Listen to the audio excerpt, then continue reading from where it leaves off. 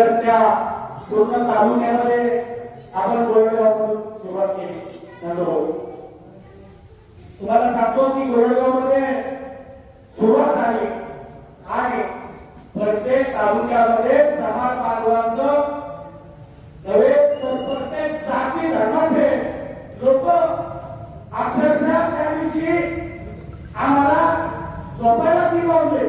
ही तुझा सगळ्यांनी गेलो झोपायला 3 वाजले. इतका समाज पेटलेला आहे. फक्त आणि फक्त याच्यामध्ये आपण त्या पक्षाचं राजकारण आलं नाही पाहिजे. पण आजही काही गावातले असे लोक आहेत तिथे आपले खेटर काढायलाच तयार नाही.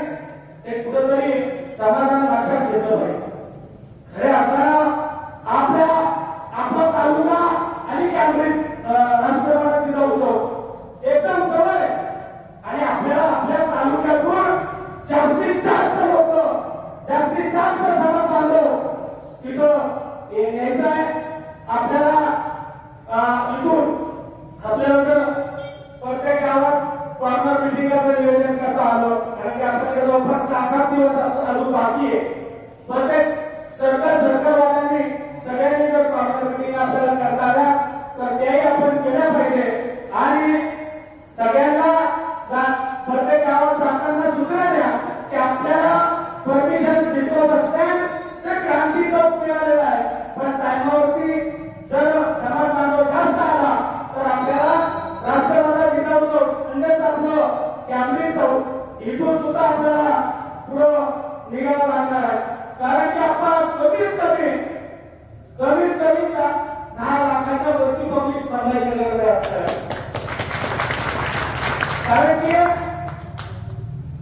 जो आम्ही तालुक्याचा सरकारचा गावाचा जितका रिस्पॉन्स मिळत होता आणि खूप समाज भेटला त्याच्यामध्ये त्या रॅलीमध्ये आपण सुद्धा मराठा समाज येणार नाही.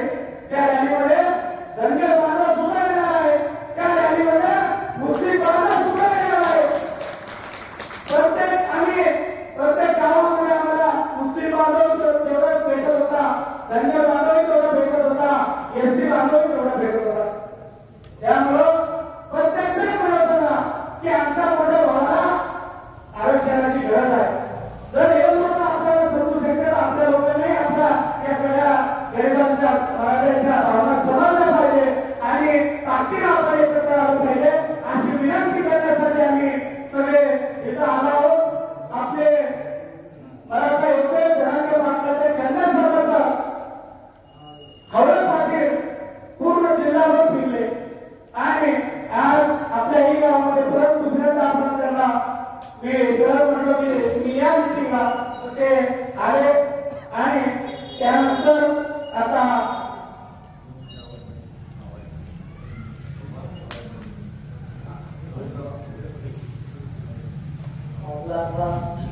अनेक वर्षाचा संघर्ष आणि त्या संघर्षात शेवट होते आपल्याला सर्वांना काम करण्याची संधी मिळाली. मी जास्त बोलणार नाही पण एकच सांगतो कुठल्या कारणामुळे आपल्याला वारीला जाता आलं नाही. मी एकच विनंती करेल 13 तारखेच्या या वारीला या पंढरीचा पांडुरंग परमात्मा आपल्याला भेटल्याशिवाय राहणार नाही. आपल्या आयुष्यातली साऱ्यात मोठी आषाढी वारी ही आपल्याला भेटल्याशिवाय राहणार नाही. खऱ्या अर्थानं संभाजीनगर जिल्हा हा शेवटी मिळाला. कदाचित एखाद्या वेळेस हा आपला विजय उत्सव देखील होऊ शकतो. त्यामुळं विजय उत्सवाच्या साक्षीला आपण सर्वांनी सहकुटुंब सहपरिवार त्या ठिकाणी त्या विजय उत्सवाच्या साक्षीला आपण असणं खूप गरजेचं आहे. आपण विजय देणारा आढावा बैठक निवेदन बैठक आणि या निवेदन बैठकीच्या संदर्भात आपण या ठिकाणी एकत्र आलो. खरं पाहता आपापल्या गावामध्ये या बैठकीच्या माध्यमातून आता आमच्या गावाचे बांधव किंवा धरपडी कवळगाव कोळघर आडगाव हे जे बांधव आहे तर आम्ही या बैठकीच्या माध्यमातून त्यांना आपण मेसेज देऊ आणि जास्तीत जास्त हजारोच्या लाखो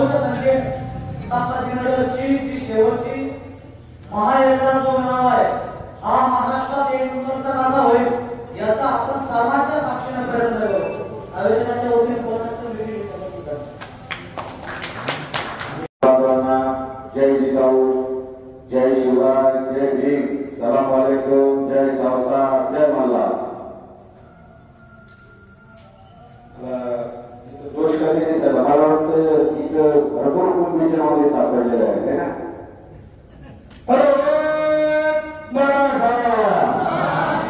छत्रपती शिवाजी महाराज की आम्ही वेळोवेळी बघते. आता मनोज दाराटे पाटील यांच्यासोबत 10 महिन्यापासून मी बघितलं हे सगळे स्लोगन आपण घ्यायला पाहिजे. कारण काय झालं 18 पगार जातीच्या 12 लोक आपल्या पाठीचे, आपल्या सोबत मुस्लिम समाज, दलित समाज, धनगर समाज, बंजारा समाज हे समाज आपल्या पाठीशी खंबीरपणे उभे आहे. यांचं म्हणणं आहे की ज्या वेळेला आरक्षण दिलं जात होतं त्यावेळेला ही आपली जेवढी झाली मंडळी तर त्यावेळेला आपण सदन होतो, सक्षम होतो, आपल्याला आरक्षणाची गरज होती. यांनी सांगितलं आम्हाला आरक्षण लागत नाही, ज्यांना लागतं तेव्हा द्या. त्यावेळेला इतर आपले जे छोटे छोटे समाज बांधव होते त्यांना आरक्षण दिलं गेलं आणि त्यांनी ती जाणीव ठेवली. आणि आज आपली परिस्थिती अशी आहे, त्यावेळेला आपल्याकडे 100 एकर 50 एकर जमीन होती बाबा, त्यावेळेला आपल्याला आरक्षणाची गरज नव्हती. पण आज आपला जो मराठा समाज आहे 1 एकर 8 एकरवर आला. आपले पोर आज त्या जमिनी आपण विकल्या, आपले पोर त्याच्यात आपल्याच जमिनी चालणार जायला लागले, कंपन्यांमध्ये कामाला जायला लागले, हातगाड्या वाटायला लागले, कपडे चालवले, रिक्षा चालवले. काही नाही झालं तर 10 रुपये हार गेले कारण त्याला झोप घेतली रात्री. जर एखादा शिकला तर त्याला शिक्षणामध्ये संधी भेटत नाही. 1-2 मार्गांना त्याच्या नोकरी जायला लागली, लाखो करून न्यायासाठी गेले. आता इथं जेवढ्या कुठे गाव आहे या ठिकाणी त्या तरुणाचे मी बघितलं त्या दिवशीपासून मी आलो सारखा भेटलो. कारण मनोज दाराटे पाटील तर ते मी बघितलं की एवढ्या कुठे एक बांधव आपला त्यांनी मनोज दाराटे पाटील यांचं जे आम्हाला ऑपरेशन चालू होतं त्या मनोज दाराटे पाटील यांनी जेव्हा हात त्याचा दर्द व्हायला लागला तो मुलाने तो व्हिडिओ बघितला. एक माता बहिणी आपली नाव फोडती की दादा तुम्ही पाणी घ्या आणि ते बघितलं तो बिगारी काम करत होता पेट्रोल पंपाच्या बाजूला कामाडला. तर त्या व्यक्तीने तो व्हिडिओ बघितला, तो भावनिक झाला आणि त्याचा राग आणावा झाला. त्यांनी पेट्रोल पंपावर गेला, 1 लिटरची पेट्रोलची बाटली घेतली, अंगावर होती. एक मराठा कोटी मराठा मनोज दाराटे पाटील यांना काही झालं नाही पाहिजे या भावनेने त्या तरुणाने म्हणजे स्वतःला पेटून घेतलं. ते पेटून घेतलं त्याला जेव्हा हॉस्पिटलमध्ये गेल्यावर डॉक्टरला ऐकून आमच्या दाराटे पाटलाला काही झालं नाही पाहिजे. एक मराठा कोटी मराठा त्याची आई त्याच्यासोबत होती. नंतर त्याला मुंबईला नेलं. मुंबईला गेल्यावर त्याचा मृत्यू झाला. मृत्यू झाल्यानंतर गावकरी तपले चिडले. त्यांनी म्हणले आम्ही अंतिम संस्कार करणार नाही, कुटुंबाला मदत दिली जावी. तर जेव्हा आम्ही त्या गावात गेलो आणि बघितलं तर त्यांनी त्याचं आधार कार्ड बँक पासबुक जाळून टाकलेलं होतं. का त्याला माहित होतं की सरकार गेल्यानंतर मदत देतं, म्हणजे त्याला इतका लागतो आपल्याला मदतही लागत नाही.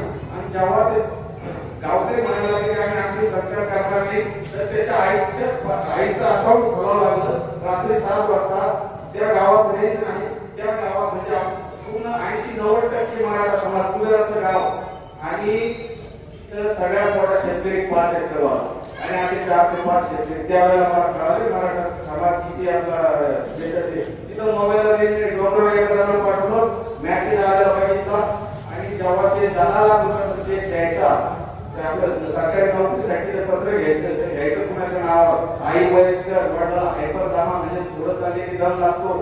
अहो बोलसर म्हणजे अशी परिस्थिती झालेली आहे. म्हणजे आपले तरुण मात्र तरुण न्यायासाठी गेले. तुझ्या बाजूला बसलेला माणूस तुला माहिती आहे तू निराश आहे, हताश आहे, काय उद्या काही करत. बाबासाहेब कडू आणि 1 तारखेला तिथं जेव्हा उलटगाव आलो तिथून घरात थांबले गेलो तर बाबासाहेब कडू त्या व्यक्तीने आत्महत्या केली. 2 लाख रुपये भरता येत नाही म्हणून आत्महत्या केली. हे आपले जे 150 आमदार लोक आपल्याला म्हणते की राजकारणी जमाती आरक्षणाचे काय राहिले आणि यांनी काही केलं नाही म्हणून तर दाराटे पाटलासारखा माणूस आपल्याला आपल्या पाठीशी राहिला. 9 ऑगस्ट 2016 क्रांती मोर्चा निघाला आणि त्या क्रांती मोर्चा निघाल्यानंतर आपल्याला नेतृत्व आपण ठेवलं नाही. कारण प्रत्येकाला नेता व्हायची खाऊ लागले. मी खूपचे समन्वय पद लावून घेतली म्हणून 7 माता बहिणी आपण जेव्हा पाठवत होतो मग काही लोकांनी पुढाकार करून घर भरून घेतले. पण सामाजिक घटना आज तुम्ही जेवढे येतात तेवढे येत नव्हते. पण मनोज दाराटे पाटलाची इमानदारी बघितली. शेतकऱ्याचा पोरग कुठल्याही पद्धतीने मॅनेज होते. जे बोलायचं तिथं बोलायचं. जो माणूस आज स्वतःच्या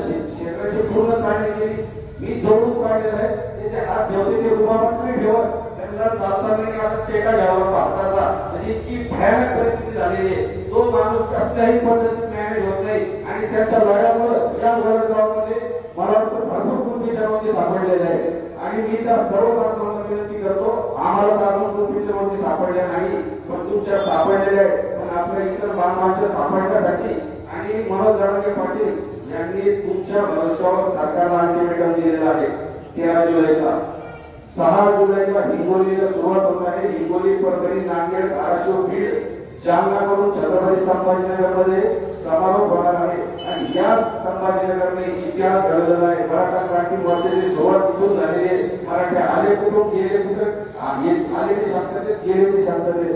आणि मराठा ही लढवयला जाते. काही समाजकंटक आता जाती जातीमध्ये वाद लावून हे जे तरुण दिसत आहे, म्हणजे याच्या सोशल मीडियावरती जरांगे पाटलावर काही चुकीचं लिहितात, खाली कॉमेंट करण्यासाठी रोगाने लोक लावलेले आपलं रक्त गरम आहे, हे लगेच काही उग्र करतील आणि मनोज जरांगे पाटलाच्या आंदोलनाला नाव ठेवलं म्हणजे पट्ट्या लागलं असं कृत्य ते करत आहे. तर कुणीही अशा अफवांवर बळी पडायचं नाही. तुमची चुकून आली, जागेवर डिलीट करायची, सांगितलं आली तर ती शेअर करायची.